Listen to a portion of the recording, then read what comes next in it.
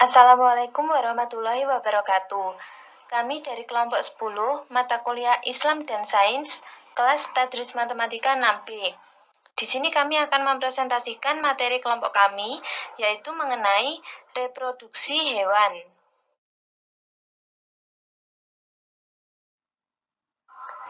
Anggota kelompok kami terdiri dari 3 orang. Yang pertama, Nastiti Rewinata, NIM 12204193037. Yang kedua, Kurnia Hartana Arohmah, NIM 12204193137. Dan yang ketiga, Bastian Arbisaga, NIM 12204193242. Langsung saja kita masuk ke pembahasan materinya. Banyak hewan yang disebut dalam Al-Quran. Sebagian darinya dijadikan perumpamaan atau tamsil, dan sebagian lagi memberi sedikit penjelasan mengenai peri kehidupannya. Penyebutan ini bertujuan agar manusia dapat memahami peri kehidupan hewan sebagai makhluk ciptaan Allah. Al-Quran memberi manusia petunjuk untuk memperlakukan hewan dengan baik, untuk tidak menyakiti dan merendahkan hewan. Di antara hewan yang banyak disebutkan dalam Al-Quran adalah jenis hewan mamalia, burung, serangga, reptil, dan amfibi. Al-Quran dan hadis juga banyak berbicara mengenai hak hewan dan etika manusia dalam memperlakukan hewan, baik hewan liar maupun hewan jinak. Dua hal tersebut diatur dengan sangat rinci, sehingga tidak seharusnya lagi terjadi pelanggaran atas hak hewan seperti yang sering kita saksikan di lingkungan sekitar, mulai dari adu hewan, memperlakukan hewan secara tak manusiawi terhadap hewan sebelum dipotong, atau misalnya menggelonggong sapi, hingga menjadikan hewan sebagai objek percobaan untuk hal-hal yang tidak sama sekali terkait dengan kesehatan dan kesejahteraan manusia.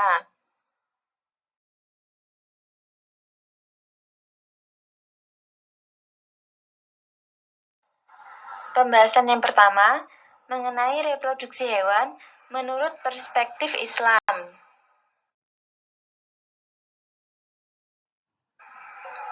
Yang pertama yaitu reptil dan amfibi. Jenis reptil atau seperti ular dan kadal, serta amfibi atau seperti katak, oleh Al-Quran disebut sebagai dabbah ad-dawab atau man yamshi ala batnih. Sebutan yang lazim diterjemahkan ke dalam bahasa Indonesia menjadi binatang melata atau hewan yang berjalan di atas perutnya.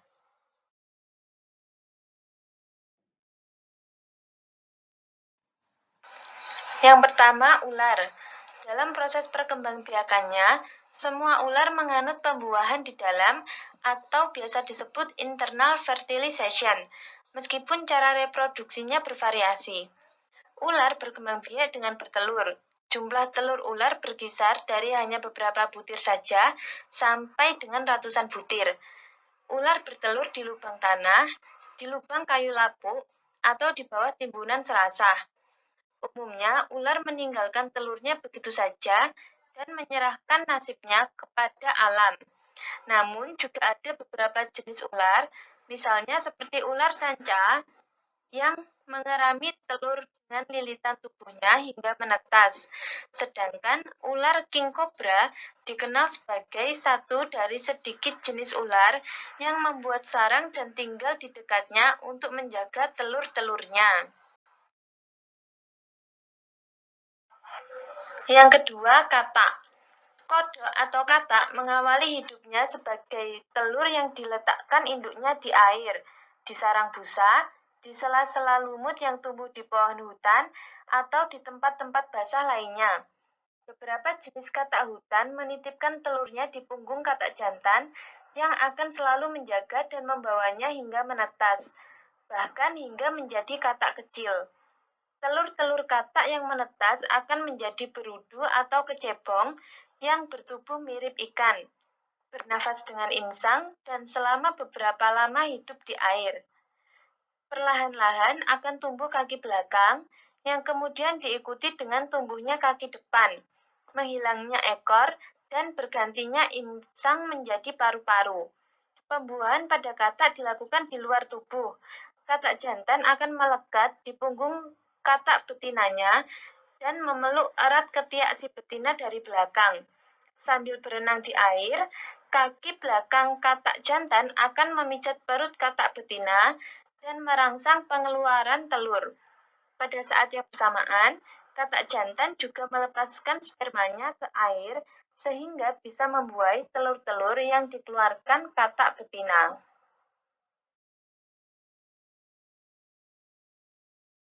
2. Hewan menyusui. Hewan menyusui atau mamalia termasuk hewan bertulang belakang dan bernafas dengan paru-paru.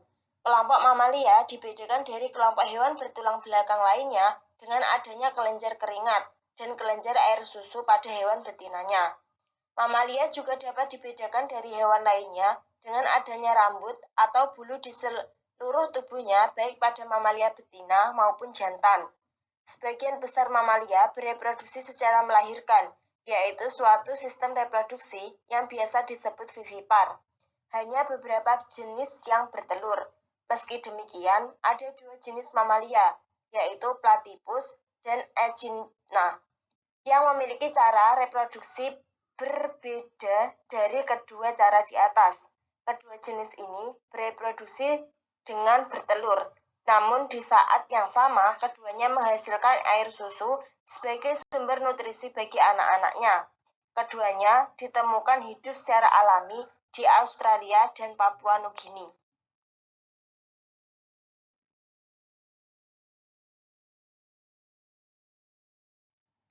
3. Burung. Burung berkembang biak dengan bertelur. Beberapa jenis burung dapat bertelur setiap hari, seperti ayam peliharaan, dan beberapa lainnya baru bertelur setelah berselang beberapa tahun, seperti burung maleo alias Marco cephalomaleo. Burung pada umumnya meletakkan telur di dalam sarang yang dibuat pada ranting pohon, lubang pohon, celah-celah tebing, atau di atas tanah atau pasir. Burung maleo misalnya yang hanya ditemukan hidup di Sulawesi ini, menguburkan telurnya di tanah berpasir. Umumnya, orang tua burung, baik salah satu maupun keduanya, memelihara anak sampai mampu terbang. Kendati demikian, ada beberapa jenis burung yang memiliki sifat parasit, karena enggan memelihara anaknya sendiri.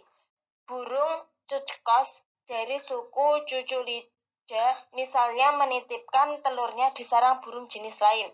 Tidak hanya itu, untuk memastikan anaknya akan dipelihara dengan baik, burung cuckos memecahkan semua telur induk semangnya.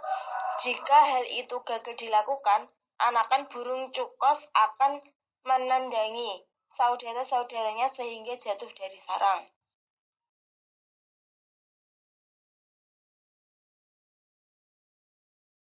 4. Serangga. Serangga umumnya mengalami proses metamorfosis dalam perkembangannya. Kebanyakan serangga berasal dari telur. Telur yang sudah menetas akan mengalami salah satu dari 2 cara metamorfosis. Pertama, metamorfosis tak lengkap. Pada cara ini, serangga yang baru saja menetas atau bisa disebut nimfa sudah mempunyai bentuk tubuh mirip serangga dewasa, tapi dalam ukuran lebih kecil. Nimfa ini akan makin membesar tanpa perubahan bentuk. Cara yang demikian ini dapat dilihat pada belalang. Kedua, metamorfosis lengkap. Dalam cara ini, larva kecil yang keluar dari telur mempunyai bentuk yang berbeda dari serangga dewasanya. Umumnya, larva serangga berbentuk semacam cacing atau ulat, memakan makanan yang berbeda dari serangga dewasanya, untuk kemudian berubah menjadi pupa. Bentuk pupa bermacam-macam, salah satunya seperti pupa kupu-kupu yang hidup di dalam kepompong. Di dalam kepompong inilah pupa akan berubah bentuk menjadi serangga dewasa. Jenis serangga yang berkembang melalui metamorfosis lengkap diantaranya kupu-kupu, lalat, dan kumbang.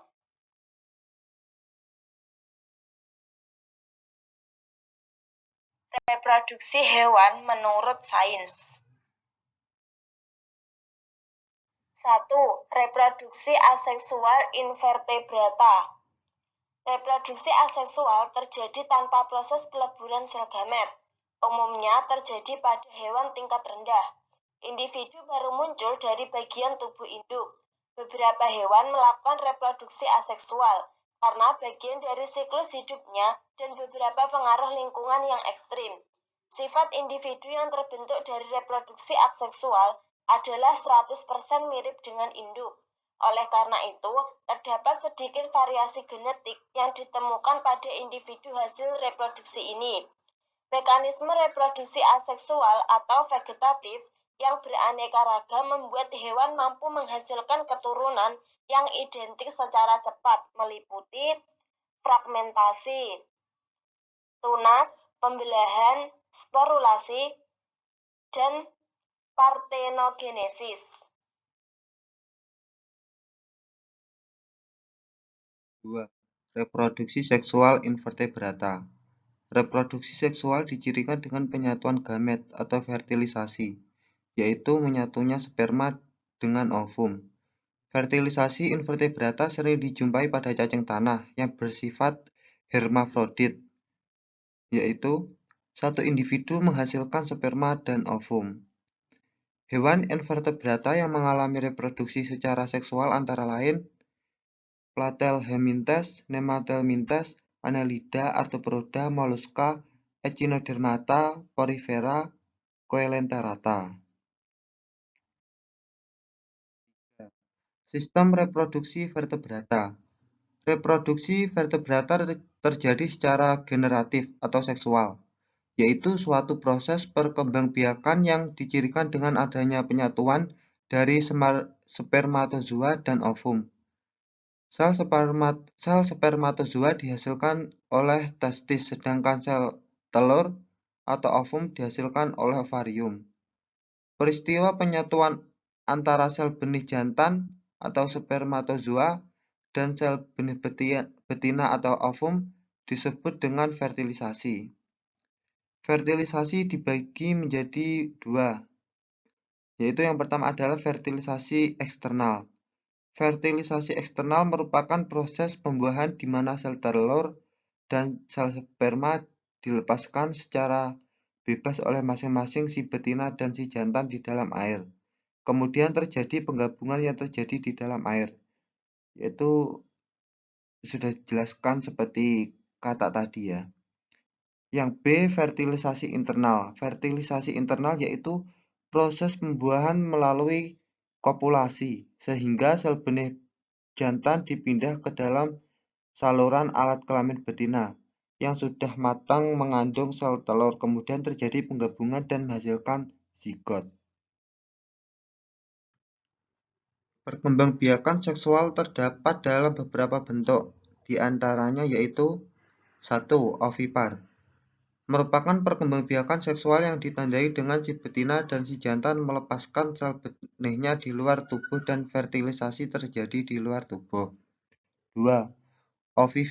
Ovovivipar. Perkembangbiakan seksual yang ditandai dengan si betina melepaskan sel telur ke dalam saluran reproduksinya, sehingga terjadi pembuahan di dalam saluran kelamin betina. Individu yang terbentuk untuk sementara berada di dalam alat kelamin betina. Setelah umur embrio cukup untuk dilahirkan, maka pertumbuhan selanjutnya terjadi di luar saluran kelamin betina. 3.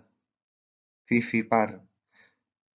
Perkembangbiakan seksual yang ditandai dengan si betina melepaskan sel telurnya di dalam saluran reproduksinya, terjadi kopulasi serta fertilisasi terjadi di dalam saluran kelamin betina.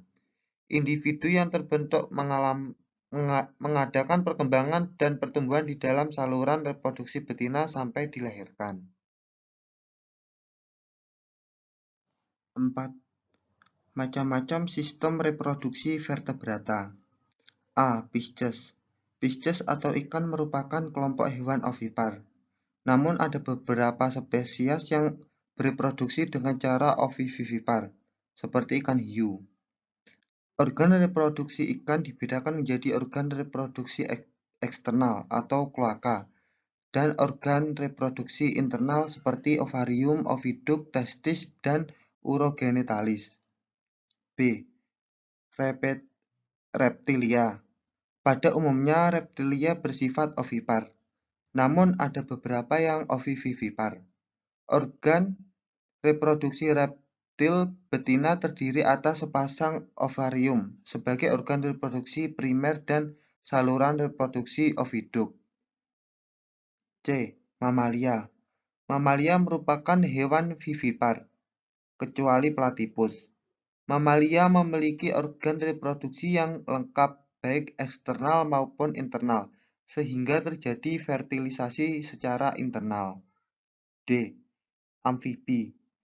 Katak melakukan reproduksi dengan cara fertilisasi eksternal, yaitu pembuahan di luar tubuh betina. E. Aves. Burung termasuk hewan ovipar yang proses pembuahannya terjadi di dalam tubuh atau fertilisasi internal. Fertilisasi pada burung akan terjadi di daerah ujung oviduk, ditandai dengan masuknya sel sperma ke dalam oviduk. Sekian dari kelompok kami dan terima kasih. Wassalamualaikum warahmatullahi wabarakatuh.